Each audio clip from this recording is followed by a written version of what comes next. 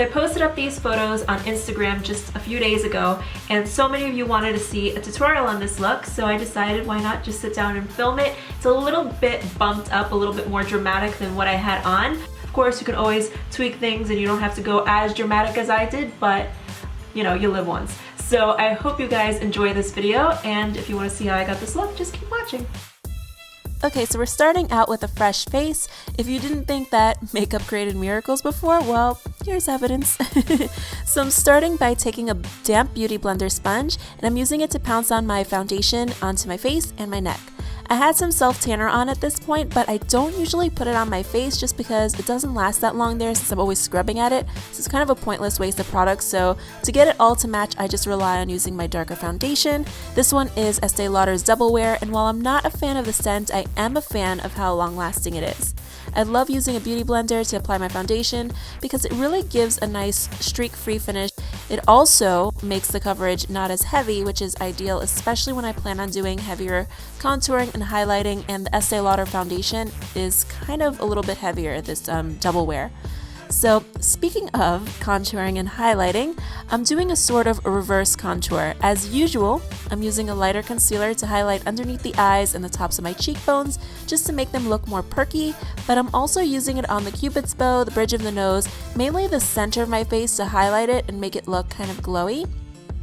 And also between the jawline and the hollows of my cheeks, just to make the hollows of my cheeks look darker by contrast.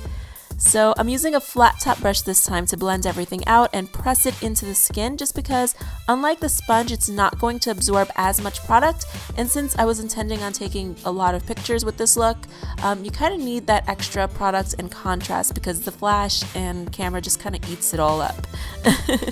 If this were just like a regular real life look, I'd just typically use my beauty blender sponge for this step as well, and I probably wouldn't use as much product.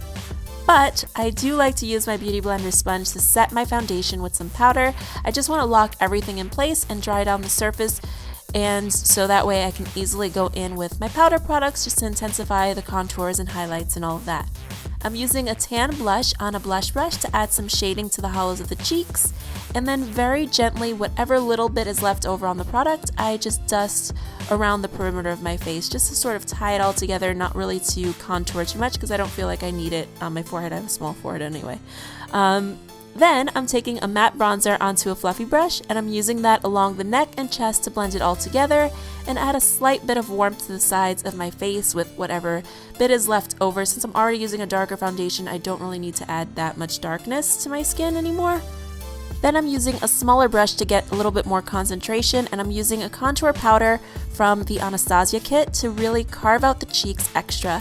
And then I'm taking a lighter shade, a lighter powder, to go underneath that contour just to really bump up the contrast. Again, this is honestly just for photos and the camera. In real life, I rarely ever do this step. This isn't daytime makeup, is what I'm trying to say with way too many words. And sometimes I like to use two different shades of blush. I like to go in with a soft dusty rose, and then I add a little bit of a peach more towards like the center of the face. And then I use my beauty blender sponge, like the side that I usually have nothing on, and I'm using that to just diffuse any harsh lines and stuff, and I go ahead and I contour my nose.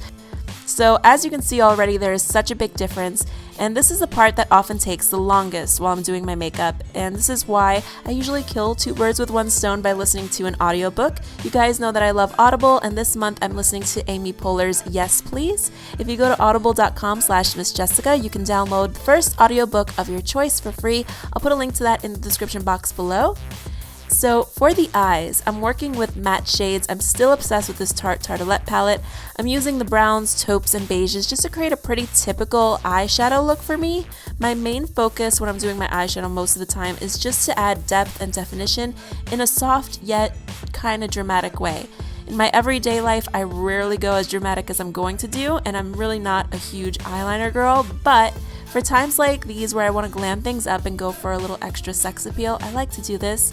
So I love to line the inner corners and create a little point, and then I go ahead and create a wing and connect it all together.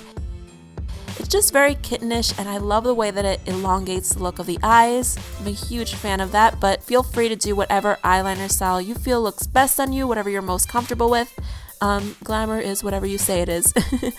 So up until this point, this is pretty much how intense the eyeshadows were in the photos that I showed you, but I did want to bump this look up and make it even more sultry. So I'm darkening up the outer crease at the outer part right there, and I'm going over the wings of the liner with a small brush and a dark brown eyeshadow mixed with a tiny touch of black just to create a smoky liner effect. In the photos that I shared though, I was a little bit more subtle with the gel liner, and instead I used more powder to create the wings. So if you want something softer, you can try creating a soft wing using a pencil brush or something, but using eyeshadow instead of a gel liner. And of course, I'm applying my false lashes. These are the House of Lashes falsies in Iconic. And it wasn't until I finished with the eyes that I realized that I forgot to fill in my brows. So I'm going to do a brow tutorial for you guys really soon, but I'm just trying to get my technique down and simplified so that it can be easy to follow and recreate, so stay tuned for that. And next, I'm playing with highlighters a lot lately. So I used to be terrified of them just because I can also get pretty shiny and glowy all by my damn self after like a couple of hours. But I do love this one from Becca. It's in Moonstone. They had a really pretty shade called Angel way back in the day, but I don't think they make it anymore. I can't find it anywhere. So I'm pulling a little bit at my cheek while I apply it just because I saw Scott Barnes do this in an online class thing. And I didn't really notice a difference in the application, to be honest, but I'm sure there's a point to this. I'm just going to keep playing with it. But I like to use a fan brush just because it keeps the application really light. And I like to feather that highlighter around the tops of my brows just because that's where I see a lot of celebrities looking really glowy on the red carpet. And of course, a little bit down the bridge of my nose and my Cupid's bow. It looks really pretty. And then finishing with the lips, I'm lining them with a nude pencil from Milani. And I'm filling them in with Gerard Cosmetics lipstick in 1995. It's a really nice kind of matte brown mauve color, but I was in the mood for a little bit of a gloss, so I put on some clear stuff over the centers of the lips, and that's the finished look. I hope you all enjoyed this tutorial and found it helpful, and as always, I look forward to talking to you again very, very soon. I have so many tutorials that I'm editing for you guys, so can't wait. Bye.